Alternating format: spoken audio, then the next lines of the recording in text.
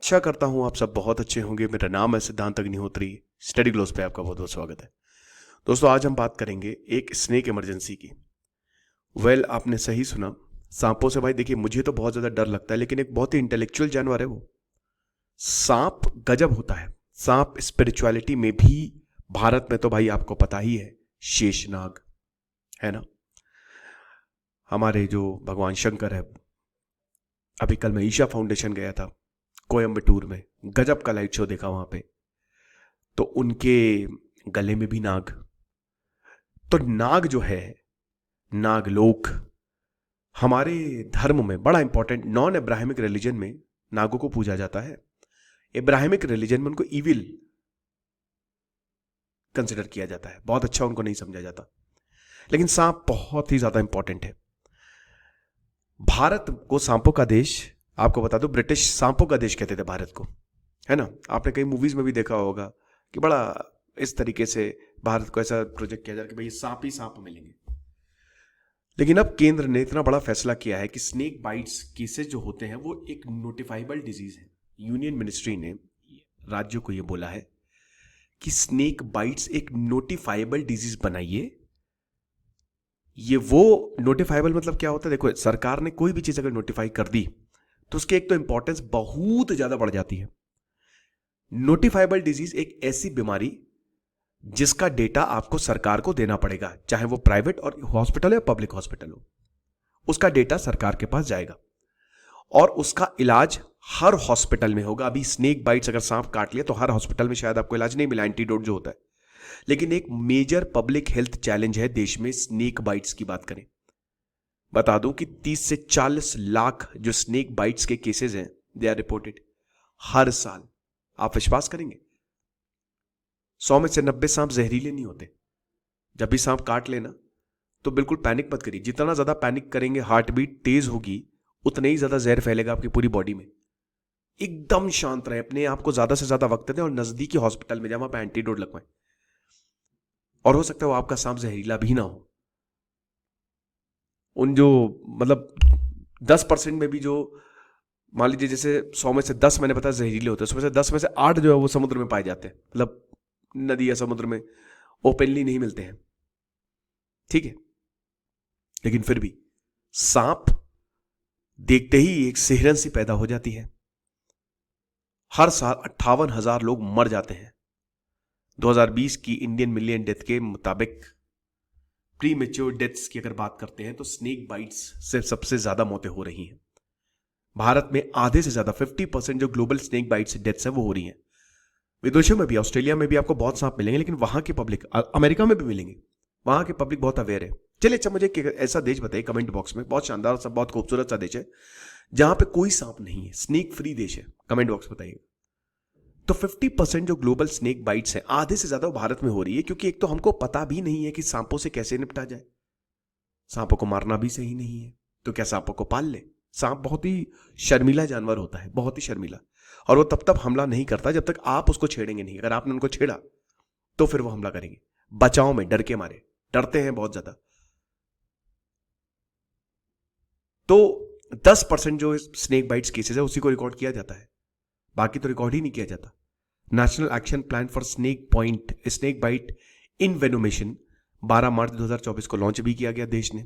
WHO ने 2030 की deadline ली है कि जितना ज्यादा हो सके डेथ और डिसेबिलिटी, कुछ सांप तो ऐसे होते हैं ना, लकवा, ब्लैक मामा लकवा मार देगा, यहां भारत में नहीं मिलता, अफ्रीका में मिलता है, 50% है, से कम करनी है। डब्ल्यूएचओ ने इसको इसको सेट किया है।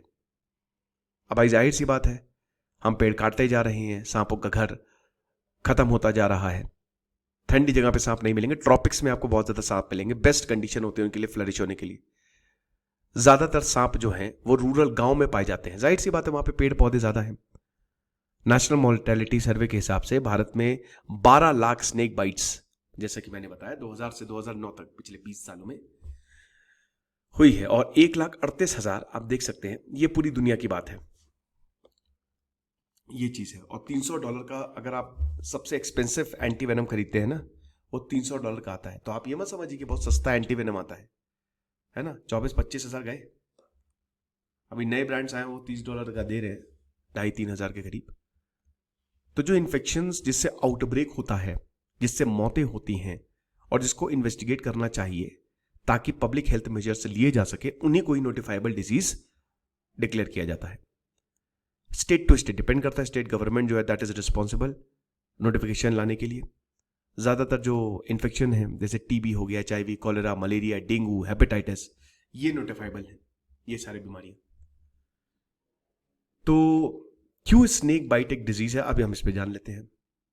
क्योंकि मेडिकल इमरजेंसी, जहर आपके अंदर है, पैरालिसिस हो सकता है, मर सकते हैं आप, दिमाग में खून आ सकता है, टिश्यूज डैमेज हो सकते हैं, तुरंत एंटीवेनम की जरूरत है ना। 310 species of snakes in India are there, 310, 66 venomous है। तो वही मैंने आपको बताया ना कि लगभग 90 क्या 80 मान लीजिए 80% दे आर नॉट वेनोमिनस, लेकिन फिर भी 66 तो है। इसमें से 42 जो है वो माइल्डली वेनोमिनस है। 23 स्नेक्स स्पीशीज जो है वो डेंजरस है, सिर्फ 23 यानी कि 10% से भी कम। ये एक ऐसी स्पीशीज है जो अगर आपको काट ले जैसे कोबरा, तो उनका जहर आपको मार देगा। 90% जो स्नेक बाइट्स है that are caused by big 4, यही सबसे बड़ी दिक्कत है। भारत में 90% जो सांप काटता है वो यही जहरीले सांप काटते हैं, भले ही 90% स्नेक वेनोमिनस नहीं हो। और उसमें कोबरा आता है, क्रेट आता है, जो आप देखते हो ना नाग, वो कोबरा होता है बेसिकली। नाग पता नहीं क्यों कहते हैं, कोबरा बेसिकली होता है। क्रेट, रसल वाइपर और 100 स्केल्ड रसल वाइपर। क्रेट आपके गांव में बहुत ज्यादा दिक्कत है। कमर्शियली अवेलेबल पॉलीवेलेंट एनीवेनम एंटीवेनम, इसमें सारे 4 स्पीशीज का वेनम मतलब एंटीवेनम होता है। मतलब किसी ने भी काटा, ये इंजेक्शन ठोक दिया तो आपका जहर खत्म। 80% स्नेक बाइट्स में इफेक्टिव है, बट ये हर जगह नहीं मिलता, मैंने इसीलिए बता रहे हैं यहाँ पे। तो ये आप देख सकते हैं cobra, common crate, Russell viper और 100 स्केल्ड रसल वाइपर, इस तरीके के होते हैं। अगर आपके घर में भी अगर ऐसा कोई निकले सांप, तो समझ लीजिए कि इट इज प्रॉब्लम बहुत ज्यादा बड़ी है। देख लीजिए ध्यान से, यही 4 जहरीले हैं, सबसे जहरीले। तो स्नेक बाइट से क्या होगा, तुरंत हार्ट बीट तेज होने लगेगी, डिजीनेस, फेंट, इंक्रीज थर्स्ट। अब एक केस आया था ना कि एक ही आदमी को 16 बार सांप ने काटा। 16 बार पता कितनी, 8 बार था। बाद में पता चला कि एक ही बार काटा था, लेकिन उसके बाद उसको ये लग रहा था कि हाँ बाद में सांप ने काटा, सांप ने काटा, सांप ने काटा। साइकोलॉजिकल था, फीवर आने का, पेन होगा, ब्लर हो जाएगा आपका, मतलब कुछ नहीं दिखेगा, ब्लड फ्लो जो है वो कम हो जाएगा, ब्लड प्रेशर बहुत तेजी से कम होगा। ये सारी चीजें जो है वो हमको देखने को मिलती है। तो snake bites notifiable condition, making snake bites notifiable condition, इससे भाई जाहिर सी बात है कि एक तो अवेयरनेस बढ़ेगी, सर्वेलांस बढ़ेगा और एक्यूरेट डेटा आपको मिलेगा। अभी डेटा ही नहीं है बहुत, ये तो एक रफ आंकड़ा है, इससे ज्यादा ही होगा आंकड़ा। स्नेक बाइट्स को प्रिवेंशन, कंट्रोल और ट्रीटमेंट के लिए हम अच्छे से उसको मैनेज कर सकते हैं। एंटीवेनम डिस्ट्रीब्यूट, घर में ही आपको एंटीवेनम दे सकते हैं। एक बार नोटिफाइबल डिजीज आया तो भाई जैसे टीबी है, HIV है, HIV के लिए दवाइयां हैं, टीबी के लिए भी वैक्सीन्स हैं, ठीक है।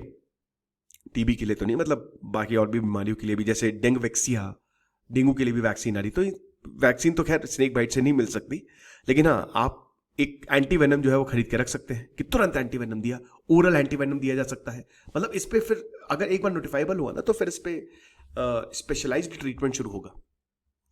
National action plan for snake bite envenoming, ये भी शुरू हुआ था अभी मार्च में। कहां पे सबसे ज्यादा स्नेक बाइट्स होती हैं, बिहार, यूपी, मध्य प्रदेश। अभी आपने एक वीडियो देखा था, छठ था, वो बहुत जहरीला सांप, उसको औरत ऐसे मार के बोला भाई ये छठ मनाना हमारा पहले जरूरी है। तो पुण्य सालिया ने यही बोला है, जो हमारे हेल्थ सेक्रेटरी हैं, कि जरूरी है कि हम फेटलिटीज को रिड्यूस करें और क्लिनिकल मैनेजमेंट को इंप्रूव करें। ट्रीटमेंट वही है कि आप जाइए, हेल्थ केयर ही जाइए और तुरंत एंटीवेनम लगवाइए अगर सही वक्त पे। ज्यादातर यही होता है कि आप जाते ही नहीं है, फालतू के पिक्चर देख देख के जहर मुंह से खींच लिया। कौन बेवकूफ, कौन घुटनों में इनकी अकल है क्या जो इस तरीके की पिक्चर बना देते हैं। और यही जो है वो सब लोगों को फिर पता लगता है कि हाँ ऐसे ही होगा। ऐसा कुछ भी नहीं होता है। आपको बस इतना करना है कि जहां पे खून है वहां पे, मतलब जहां काटा उसके ऊपर कस के कपड़ा बांध दे, ठीक है। और उसके बाद फिर तुरंत निकले और पैनिक ना करें, तुरंत निकले हॉस्पिटल की तरफ, तुरंत, without wasting any time. Problem ये भी होती है कि जब आप जाते हैं हेल्थ केयर सेंटर पे तो स्टाफ को पता ही नहीं होता है कि कैसे स्नेक बाइट्स को ट्रीट किया जा सके। टेस्ट जो है स्नेक बाइट हुआ है नहीं हुआ है वो भी it is also not available. मैं जो आपको बता रहा हूं कि 18 बार उसको, कितनी बार, मतलब 10 या 18 बार उसको एंटीवेनम दे दिए, क्योंकि पता ही नहीं स्नेक बाइट हुआ है कि नहीं हुआ है। डॉक्टर की लापरवाही क्या है? क्योंकि हमारे हॉस्पिटल में ये सिखाया नहीं जाता ना कि स्नेक बाइट्स वालों को कैसे ट्रीट किया जाए। ये चीज है। अब जितने भी हमारे वेनम है, इंडियन एंटी वेनम है, जो प्रोडक्शन होता है वो कहां से आता है? इरूला ट्राइब जो तमिलनाडु, कर्नाटक, केरल में रहती है। ठीक है। वेनम का कॉम्पोजिशन जो है वो जोग्राफिकली वेरी करता है, जिसकी वजह से हो सकता है आपका एंटी वेनम अगर यूपी में काटा तो ये वाला ना काम करे, माइट बी पॉसिबल। 2020 का आईजीएमआर का पेपर उसने बताया कि भाई क्रॉस न्यूट्रलाइजेशन और वेनम टॉक्सिसिटी जो है, डिफरेंस है उसमें बहुत बड़ा, मतलब प्रॉब्लम है एक तरीके से। एंटी वेनम कई बार लोकल स्पीशीज ने मान लीजिए सांप काट दिया, उसको भी ठीक नहीं कर पाती। जरूरी नहीं कि एंटी वेनम आपको बचा ले, 80% टाइम तो बचा ही लेगा। तो इसीलिए सिंथेटिक एंटीबॉडीज पेप्टाइड्स के लिए एक बार नोटिफाइबल डिजीज होगा तो सही रहेगा। ठीक है।